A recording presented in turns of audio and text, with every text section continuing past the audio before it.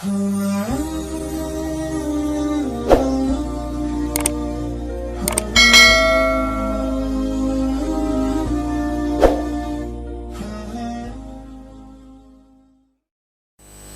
bisa jadi perempuan hebat semacam ini? Amalnya apa? Sekarang kita masuk pada amal ibadahnya.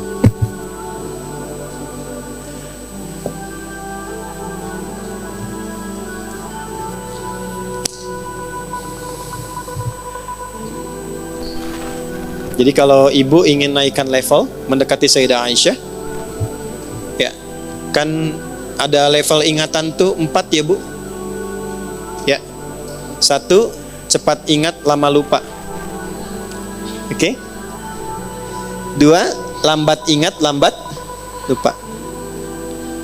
3, lambat ingat cepat lupa. Baik, ini yang parah nih. Ya, ini yang parah. Yuk kita ulangi dulu. 1, cepat ingat lambat lupa. 2, cepat ingat lambat lupa. 3, cepat ingat cepat lupa.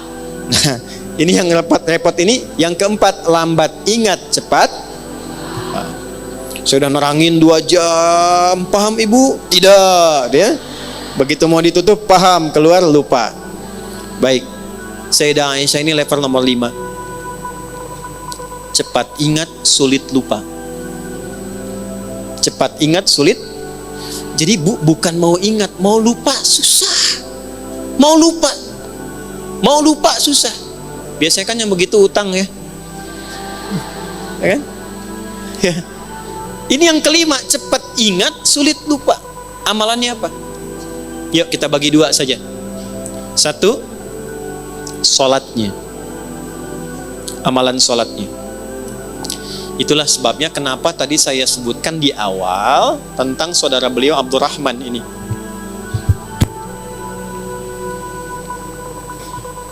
Sepeninggal Nabi SAW, Sayyidah Aisyah itu masih konsisten mengerjakan semua arahan Nabi. Saya ulang.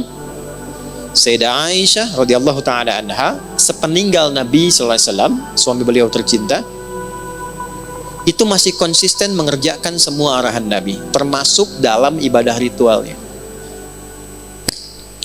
Saya gambarkan ya bu ya, duhanya dalam satu hadis. Jadi saya nggak bicara tentang tahajudnya karena levelnya terlampau tinggi. Duhanya dulu aja. Artinya Sayyidah Aisyah bukan hanya menjaga sholat fardu, tapi sholat sunnah. Jadi kalau level ibu ingin naik, kecerdasannya meningkat, anak juga ingin meningkat, maka tingkatkan sholatnya. Saya ulang ya, tingkatkan apa? Sholatnya. Nah, meningkatkan sifat ibadah ritual itu salah satu bagian dari amalan takwa namanya. Amalan apa? Takwa. Ini saya urutkan supaya mudah dipahami. Takwa itu adalah kondisi terdekat dengan Allah. Ya, kondisi terdekat dengan Allah. Jalannya dibangun lewat ibadah. Untuk mencapai takwa itu lewatnya ibadah. Salah satunya sholat. Salah satunya sholat. Disebutkan kalimat takwa dan derivasinya, turunannya itu sebanyak 240 kali dalam Al-Quran. Di antara penyebutan itu ada yang menunjuk jalan-jalan takwa, di antaranya sholat. Al-Baqarah ayat 2-3.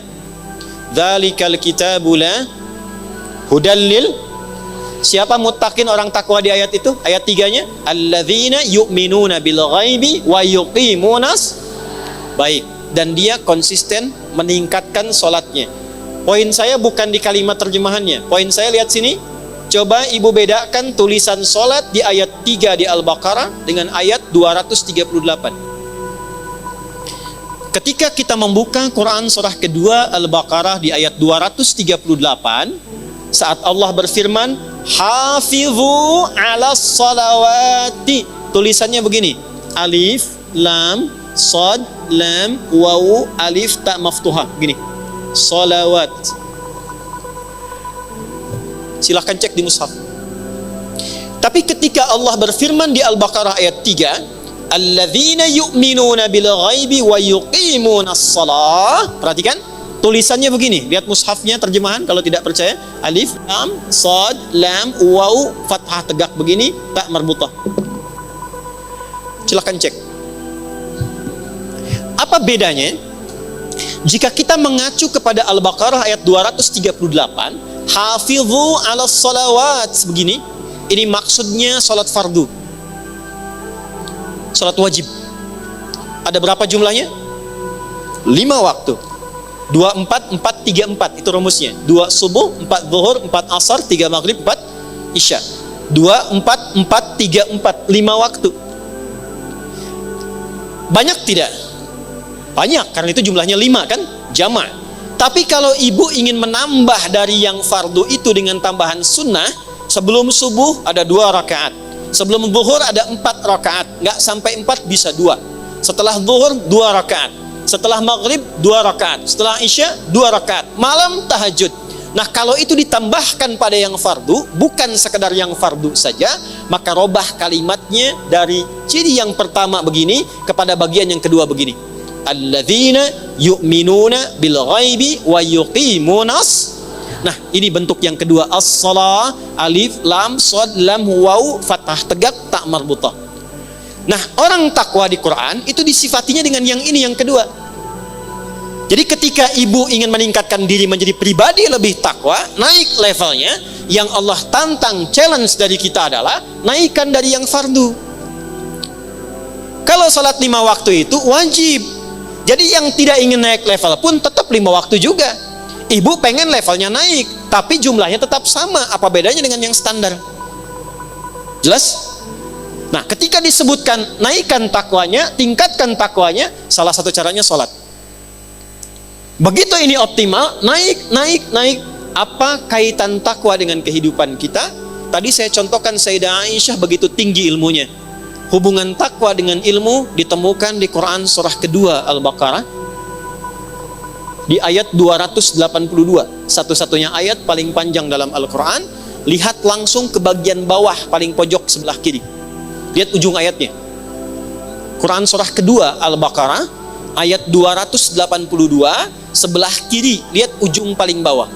Wattaqullah, tingkatkanlah takwamu kepada Allah, wa yu'allimukumullah. Semakin meningkat takwamu, Allah tanamkan, ajarkan dan tambahkan pengetahuan pada dirimu. Jadi akselerasi, percepatan pengetahuan itu bukan hanya ditempuh dengan ikhtiar kita untuk menghafal dan belajar. Kalau pengen cepat dapat aksesnya, dekati pemiliknya. Yang punya ilmu siapa? Allah. Yang punya harta siapa? Ya, alhamdulillah Allah titipkan pengelolaan sebagai amanah tempat ini kepada Bu Anita. Punya akses dengan Bu Anita, cepat nih bisa pesan tempat nih. Bahkan kita bisa pesan, Bu, kalau bisa besok-besok di depan ada domnya ya, supaya yang di luar itu misalnya bisa lebih nyaman. Sepakat? Insya Allah jadi pahala misalnya ya. Nah, itu bisa lebih cepat diwujudkan ketimbang saya bilang sama Teh Nanet ya, atau Bu Novi misalnya. Kenapa? Karena aksesnya cepat. Sekarang Anda bayangkan yang punya ilmu siapa? Kalau kita mendekati Allah, maka Allah sendiri yang menyampaikan, aku berikan percepatan tambahan pengetahuan di luar batas standar manusia. Itulah sebabnya orang dulu tuh tahu betul kalau ingin cepat pintar yang diajarkan sholat dulu, Bu. Pernah dengar Abdullah bin Mas'ud? Abdullah bin Mas'ud itu belajar bahasa Persia, dan Ibnu Abbas itu belajarnya cuma 3 hari. Langsung menguasai bahasa asing 3 hari. Pernah dengar Ibnu Sina? Avicenna? Ya kan? Bapak kedokteran. Avicenna itu ibu bapaknya paham betul tentang fikih ini. Ini ada nasabnya. Maka dari kecil yang diajarkan cuma 2, Quran dan sholat, Quran dan sholat. Avicenna, cek di sejarahnya, kalau lupa sesuatu itu bukan buka buku, datang ke masjid, sholat 2 rakaat dan ingat apa yang tadi terlupa. Semua. Makanya kalau ibu cek, kenapa Nabi mengajarkan pada orang tua dengan ketat? Dari kecil anak itu ajarkan sholat. Pernah dengar hadis ini? Usia 7 tahun ajarkan anakmu apa? Kalau 10 tahun masih bandel maka lakukan apa? Pukul. Bukan. Itu terjemahannya kurang tepat, bukan dipukul.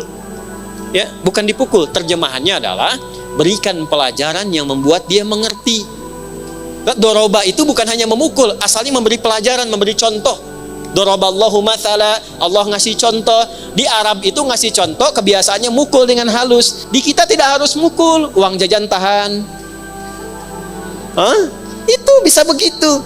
Nah, kenapa dari kecil itu sholat yang ditekankan? Dua tujuannya, supaya anak jadi baik. Yang kedua, dekat dengan Allah, kepintarannya meningkat.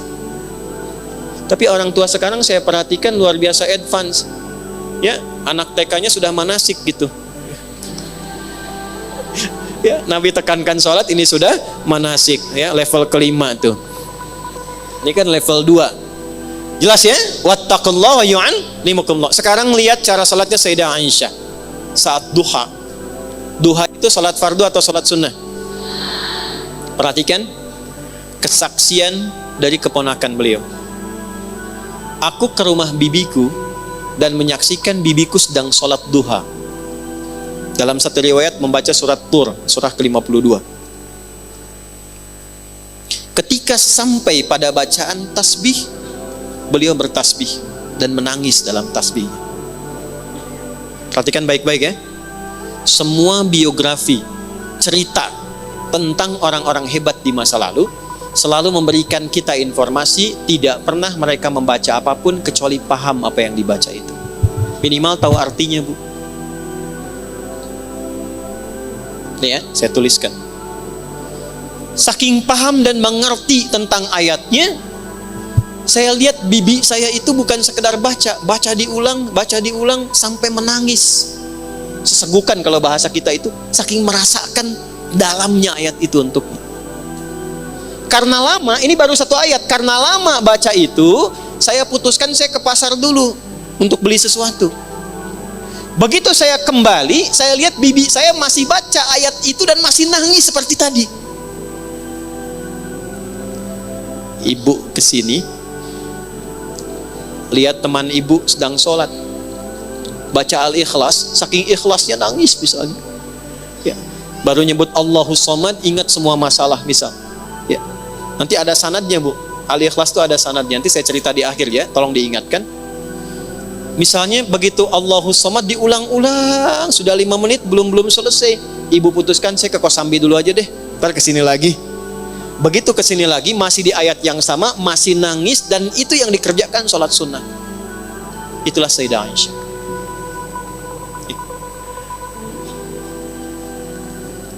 Nah, jadi kalau sekarang kita berpikir ingin menaikkan level dan meneladani ini, cara pertamanya adalah satu, jangan biarkan semua ibadah kita itu hampa makna. Jangan biarkan tidak mengerti apa yang kita kerjakan dan kita lakukan dalam ibadah kita. Karena di Islam itu unik, semua ibadah itu ada artinya, Bu. Ada petunjuknya. Ini sindiran yang halus dari Allah ya, bukan dari saya. Di Quran surah ke-29 ayat 45. Bahasa tafsirnya gini, ini nggak ditemukan di terjemahan. Bahasa tafsirnya, maaf, akan ditemukan orang sholat yang tidak paham, tidak mengerti apa yang dibaca dan dilakukan dalam sholatnya. Saya bacakan ayatnya.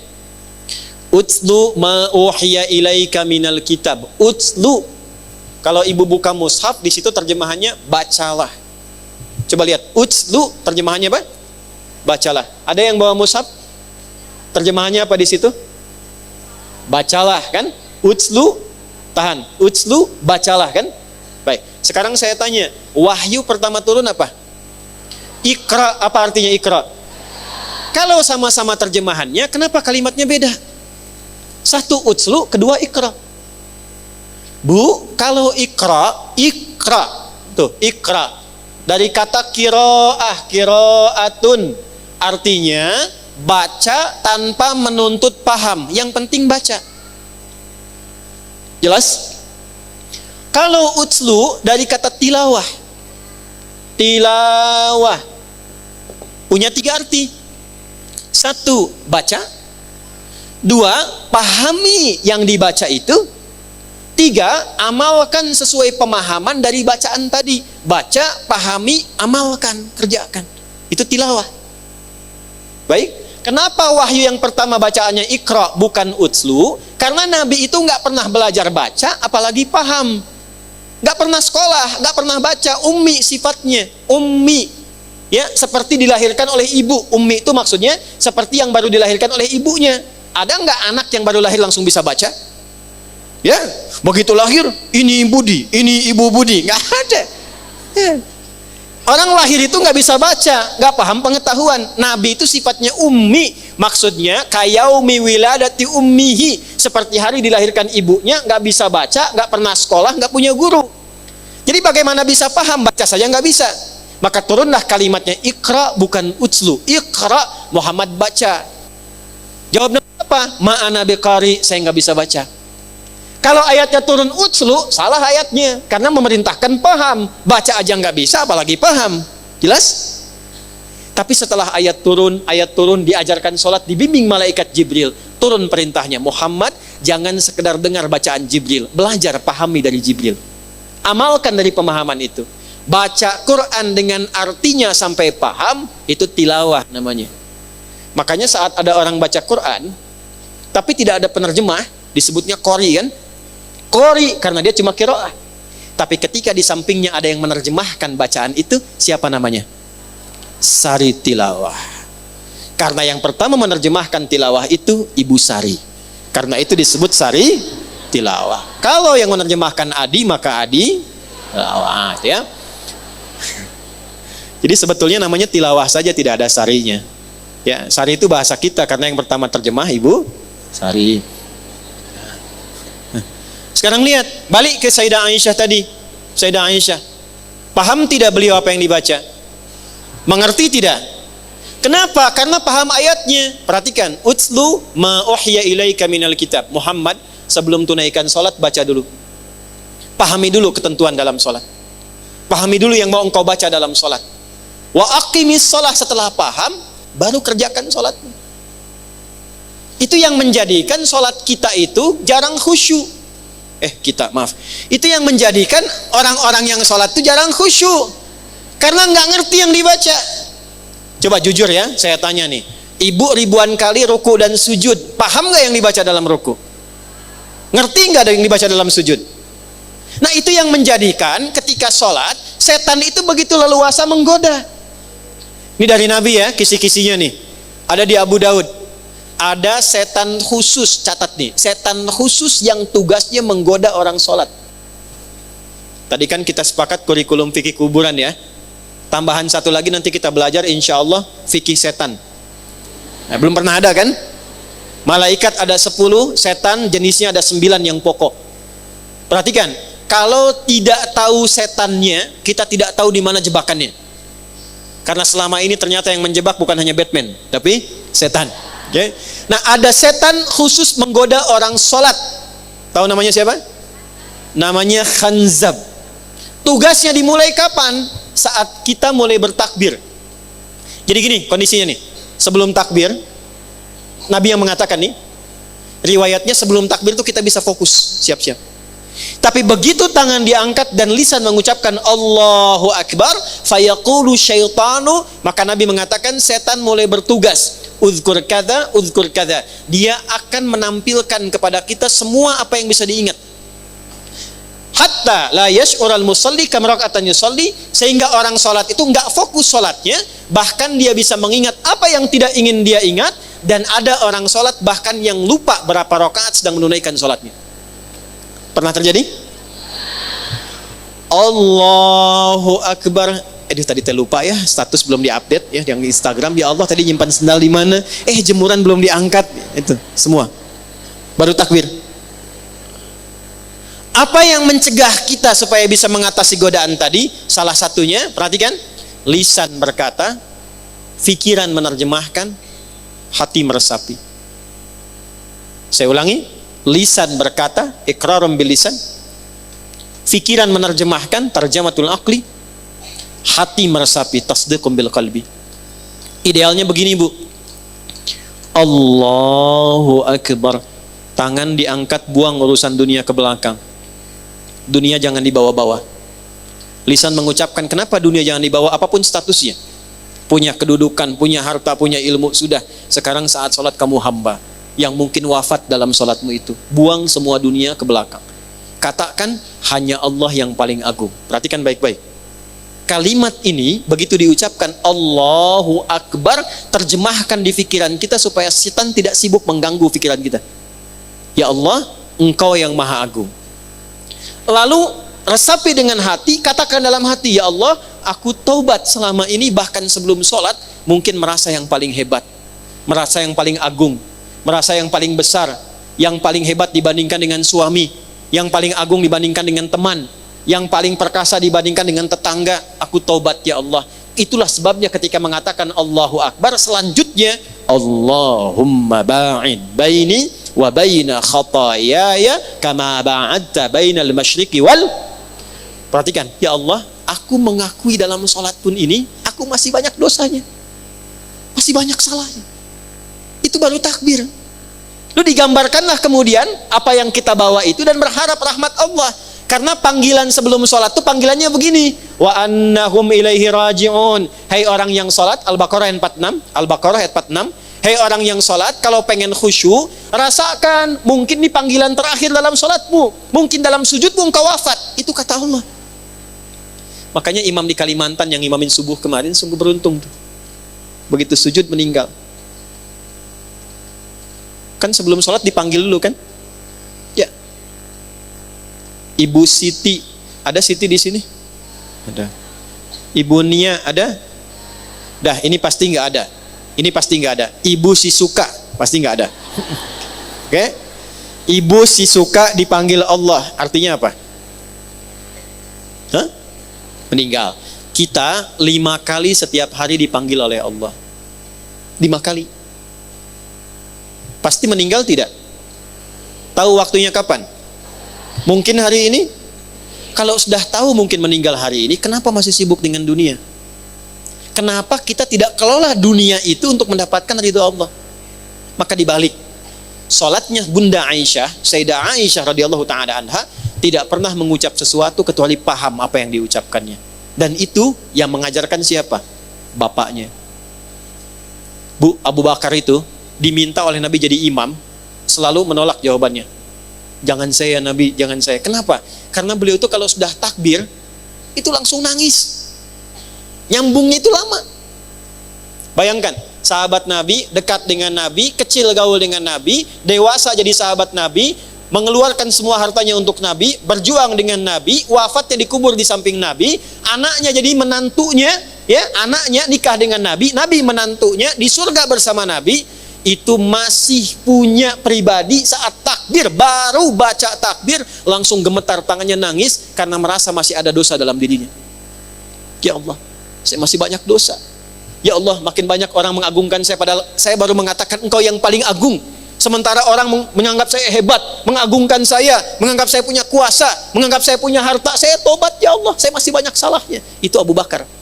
Dan diwariskan sifat itu pada putrinya. Diwariskan pada siapa?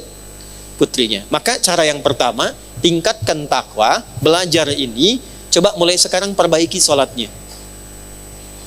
Gak usah dipaksakan semua dulu, satu-satu. Satu-satu. Sekarang saya pengen belajar tentang takbir. Apa maksudnya? Apa artinya? Apa hikmahnya? Praktekkan dalam hidup.